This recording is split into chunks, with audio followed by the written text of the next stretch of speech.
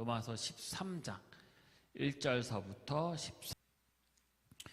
세상에는 각자 살아가는 방식이라는 것이 있습니다.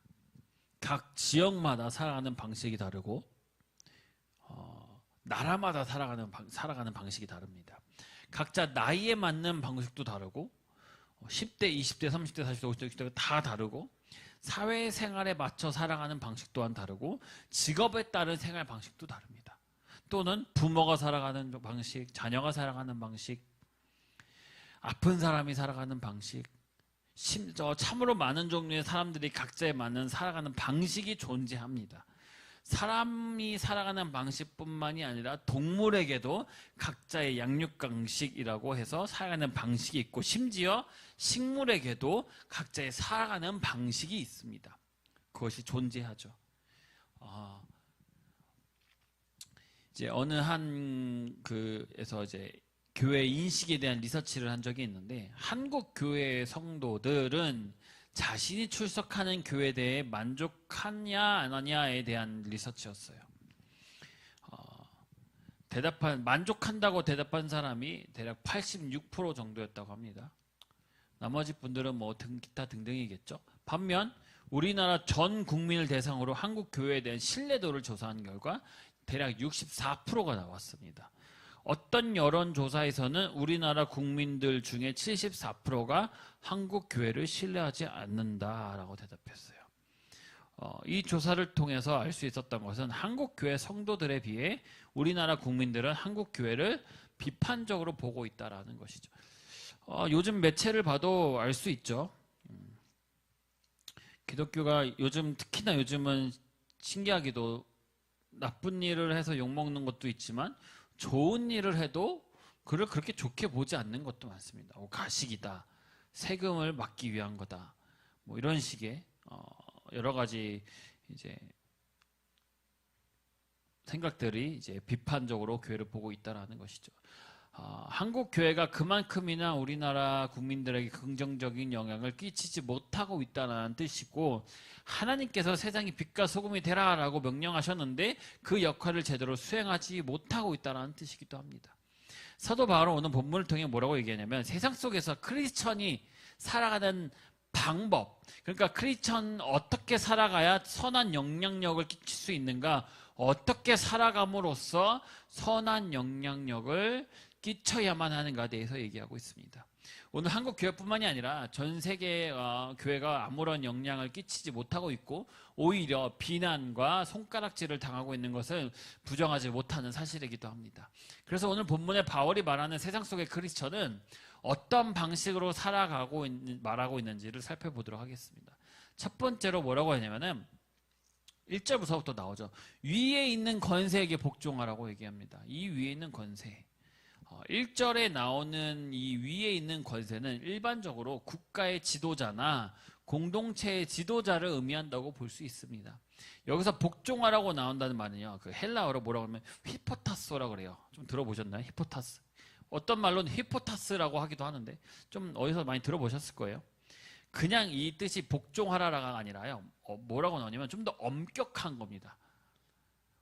반드시, 무조건 따르고 지키라라는 뜻의 이 단어를 쓰고 있습니다. 하지만 여기서 말하는 게 그냥 무조건 따라라는 것은 아닙니다. 말도 안 되는 방향으로 무리를 이끌어가고 있거나 혹 나쁜 방향으로 이끌어가고 있는 것을 그냥 따르라고 하는 것이 합니다. 잘못된 방향으로 가고 있는데 그것을 알고 있음에도 불구하고 그냥 그러려냐고 따라가라는 소리가 아니에요. 복종하라고 해서 무조건 이렇게 하는 것이 아닙니다. 저는 이제 정치 얘기를 하는 것을 별로 좋아하지 않습니다. 뭐 잘 알지도 못하고요. 뭐가 뭔지 이제는 아예 헷갈려서 잘 뭐 안 되겠더라고요. 요즘 나라가 많이 시끄럽죠. 여러 가지 이유로 혼란스럽고 나라가 뭐 우왕좌왕하고 있는데, 그런 모습의 국민들이 이제 가만히 있지 않고 분노하고 나서려고 하는 이유가 무엇일까요? 굉장히 많은 사람들이 이제는 밖으로 나와서 자기의 의지를 자기의 생각들을 표출하고 있습니다. 무언가 잘못되고 있음을 알고 있기 때문에 변화가 필요하고 올바른 지도자가 필요하다고 느끼기 때문에 그 사람들이 나와서 움직이는 것이거든요. 혼란스럽고 힘든 시기지만 이것을 뭐라고 하냐면 좋은 징조라고 얘기를 해요. 단순히 국민들이 이것을 응호하고 가만히 있다면 나라는 한 사람이 이끄는 나라라고 하죠. 뭐라고 합니까? 이거를 독재 국가라고 하죠. 독재 국가가 되어 버리는 것입니다. 예전에 뭐 소련 시절이라든지 뭐 지금의 현재 북한이나 중국처럼 국민이 본인의 소리를 내면 내지 못하는 상황을 흘러가게 되면 나라는 언제든지 무너지게 되어 있습니다. 요즘 인터넷에 보면은 어떤 교수가 이제 막 엄청 유명한 교수인데 한국을 되게 좋아하는 건지 아니면 한국에 대해서 이제 많은 얘기를 하는데 항상 학생들을 이렇게 불러내요. 바깥으로 불러내서 이제 쫙 세웁니다. 그래서 각자 질문들을 막 해요. 뭐 너희는 어떻게 생각하니? 이걸 학생들의 의견을 막 듣는 거예요. 다른 아이들도 막 몇백 명 되는 아이들도 듣는데 중국 사람들한테 꼭 뭐 이런 얘기합니다. 하지만 너는 뭐 나라에 관련된 정치에 관련된 얘기를 할 때만 되면 중국인들은 자기의 말을 제대로 표현을 하지 못하더라고요. 그래서 그 교수가 얘기합니다. 너는 그런 거 얘기하면 안 되지 않느냐라고 하니까 학생이 그렇다라고 얘기해요. 자기는 만약에 자기가 미국 시민이긴 하지만 만약에 제가 미국 시민이나 부모님이 중국에 있다면 만약에 제가 여기서 지금 뭐 중국의 정치에 대해서 잘못됐다고 얘기를 하면 그 부모님들한테 나라에서 얘기를 한다 그거예요. 너 유학 가 있는 아들 불러 들으라고.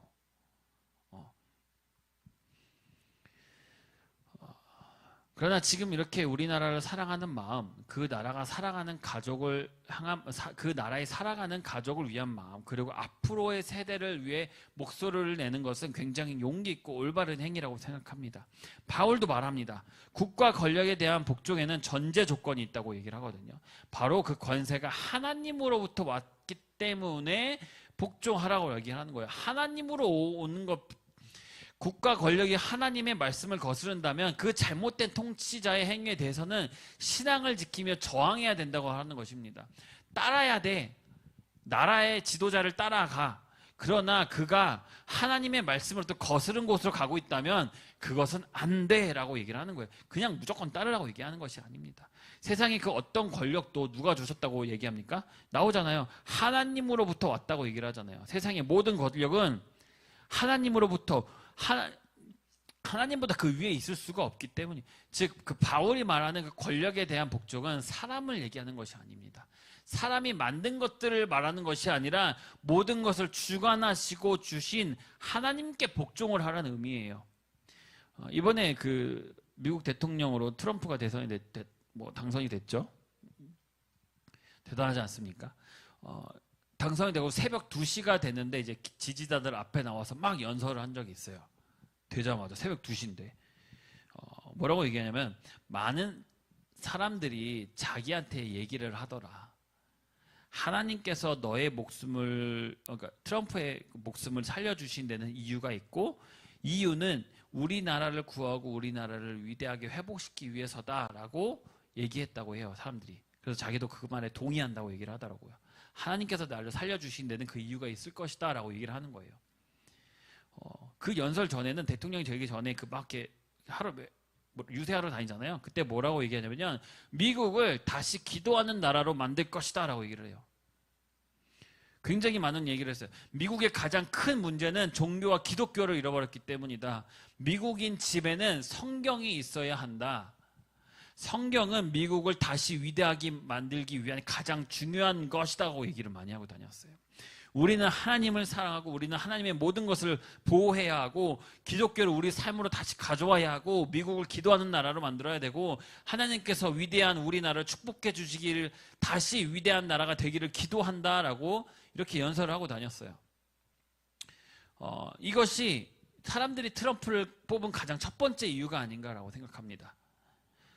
미국은 기독교 국가예요. 모든 사람들이 물론 교회를 가지는 않지만 하나님을 믿는 사람들이 굉장히 많습니다. 그렇다 보니까 트럼프가 이런 얘기를 했을 때 사람들이 굉장히 마음이 갔던 거예요. 물론 저는 잘 모릅니다. 트럼프 대통령이 했던 말이 진심인지 정말 그 사람이 기도하는 사람인지 사업하는 사람이다 보니까 하나님을 이용한 그 하나의 정치 계획인지 저희는 알 수가 없죠. 그거를 우리가 본 것이 아니니까 우리가 같이 살아온 사람이 아니니까 제가 미국에 살지 않기 때문에 미국에 사는 사람들만큼 트럼프를 알지 못하지만, 그러나 미국 사람들은 그가 하는 말이 진심인 것을 느꼈기 때문에 그를 뽑았다고 생각을 합니다. 중요한 것은 하나님을 향한 순종, 복종이 중요하다라는 것이에요. 두 번째로는 뭐라고 얘기하냐면 빚을 지지 말라고 얘기합니다. 요즘 뭐 집 산다, 뭐 산다 해갖고 대출을 많이 하죠. 특히 젊은 사람들이 뭐 뒤도 안 돌아보고 그냥 바로 대출해서 집 산다는 얘기가 많습니다. 유튜브나 떠도는 말로는 대출 갚을 능력이 부족해서 못 갚는 사람들이 많아지고 그것이 부채가 되고 그러다 보니 나라가 빚이 쌓이고 있다라고 얘기를 해요. 제가 얼마 전에 봤던 뉴스는 30대 엄마가 이제 사채 몇십만 원을 빌렸는데 급해서 2주 만에 몇백만 원으로 늘어나더니 가족, 주변인의, 친구의, 부모의, 회사의 모든 곳에 다 전화를 해서 협박을 한다 그러답니다. 그것이 이제 견디기 힘들어서 이제 목숨을 이제 내놓은 목숨을 끊은 뉴스를 본 적이 있는데, 그 사람이 죽었는데도 불구하고 죽었으니 어쩌라는 거야 하면서 계속 괴롭힌다고 해요. 빚이라는 건 참으로 무서운 것이죠. 알 수 없이 막 불어나고 있습니다. 여기서 바울이 말하는 빚은 돈이 아닙니다. 뭐라고 얘기하냐면 사랑의 빚을 지지 말라고 합니다. 13장 8절에 한번 보실까요? 13장 혹시 보실 수 있나요? 13장 8절. 사랑의 빚 외에는 아무에게든지 사랑 빚 외에는 아무에게든지 아무 빚도 지지 말라고 얘기를 해요. 남을 사랑한 자는 뭘 잃었다고 합니까? 율법을 다 잃었다고 얘기를 합니다. 사도 바울이 말하는 빚은 이 헬라어로 오페일로라는 말인데 단순히 금전적인 빚을 얘기하는 것이 아니라 의무를 얘기합니다. 의무. 즉 사도 바울이 말하는 사랑의 빚이라는 것은 사랑을 실천하는 것은 뭐라고요? 의무라는 거예요. 명령이라는 의미입니다. 마찬가지로 사랑을 실천하라는 말씀에 뭘 하라는 거예요? 복종하라는 것입니다. 십계명을 보시면 굉장히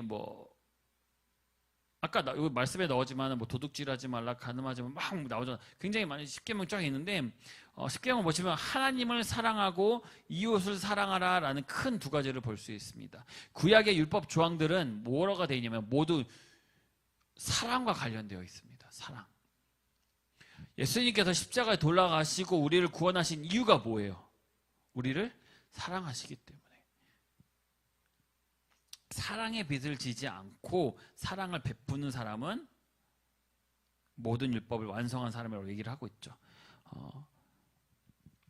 받는 것만 하는 사람이라는 사람 있잖아요. 받기만 하는 사람이 되는 것이 아니라 뭘 하라는 거예요? 사랑을 베푸는 사람이 되라는 것이에요. 이웃 사랑이라는 것이 무엇입니까? 이웃 사랑. 나를 제외한 모든 사람들에게 사랑을 나누는 거잖아요. 부모님, 가족, 사랑하는 아내, 남편, 자식들, 친구들, 선생님, 친척들, 또 내가 알지 못하는 이들에게까지, 내가 만나지 못했던 이들에게까지 모든 사람들에게 예수님은 사랑하라고 말씀하고 계시는 거예요. 오순절 강림, 성령 강림 이후에 베드로와 요한이 걷지 못한 사람을 이렇게 고쳐주고 이렇게 복음을 전하다가 그때 당시 종교 지도자들에게 붙잡혀요. 그래서 이들에게 협박을 당합니다. 너 복음 전하지 말라. 예수님의 이름 복음 전하지 말라. 협박을 하는데 이 베드로와 요한이 뭐라고 얘기하냐면 4장 19절에 사도행전 4장 19절에 하나님 앞에서 너희의 말을 듣는 것이 하나님의 말씀을 듣는 것보다 옳은가 판단하라라고 얘기를 했어요. 권력 있는 사람들이 복음을 전하는 것을 방해한다면 우리는 지금 이 베드로와 요한이 말한 바와 같이 담대하게 하나님의 말씀에 복종하고 복음을 전하는 것이 옳다라고 얘기할 수 있어야 된다라는 것이에요. 크리스천은 차별금지법을 반대하는 이유가 여기 있는 것입니다. 그 법은 뭡니까? 나라에서 차별하지 말라고 만든 법이에요. 그렇지만 구멍 숭숭 뚫린 그 찢어진 티셔츠처럼 그런 것과 다를 게 없어요. 그것은 복음을 전하는데 가장 위협이 되는 법이고 그것은 결국 하나님께서 말씀하신 복음을 전하는 것을 못하게 되는 행위이기 때문에 그것을 막으려고 애쓰는 거예요. 그러니까 권력이 야, 너 복음 전하지 마라고 얘기하니까 이 사람들이 이거를 알고 왜 우리가 예수님을 그렇게 사랑하는데 복음을 전하고 싶다. 우리는 그러한 명령을 받았기 때문에 우리는 그 사랑을 전할 것이다 라고 하는데 못하게 한다 그거예요. 권력자들의 권력은 하나님으로부터 나온 것이기 때문에 하나님한테 복종하는 것이 옳습니다. 그 사람들이 그 권력을 쥐어진 게 그들에게 그냥 능력이 있어서가 아니에요. 이 세상 모든 것의 주권자가 누구예요? 오직 하나님뿐이거든요. 세상 그 무엇보다 우리가 따르고 복종해야 할 분이 누구예요? 하나님이시고 순종하고 따라야 할 계명은 하나님의 말씀이 가르쳐주는 그 사랑뿐입니다. 우리가 살아가야 하는 방식, 그러니까 크리스천으로서 예수님을 믿는 사람으로서 살아가야 하는 방식은 하나님께 대한 순종입니다. 복종입니다. 성도가 살아가는 방식은 믿지 않는 사람들과의 그 방식과는 분명한 차이가 있는 것이에요. 똑같을 수가 없어요. 어떻게 예수님을 믿는데 똑같이 살아가겠어요? 분명한 차이가 있어야 합니다. 이 땅에서 구별된 삶을 살라고 하셨잖아요. 그것의 그 구별된 차이가 뭡니까? 누구에게 복종하느냐예요. 복종이 뭡니까? 완전한 순종. 순종은 뭐보다 나아요? 제사보다 낫다고 하셨습니다. 성경은 하나님의 말씀을 듣는 것에는 형통의 약속이 있고 듣는 자와 듣는 귀를 가진 사람은 복되다라고 말씀하셨어요. 또한 순종은 듣는 것과 믿는 것과 밀접한 관계도 있다라는 것입니다.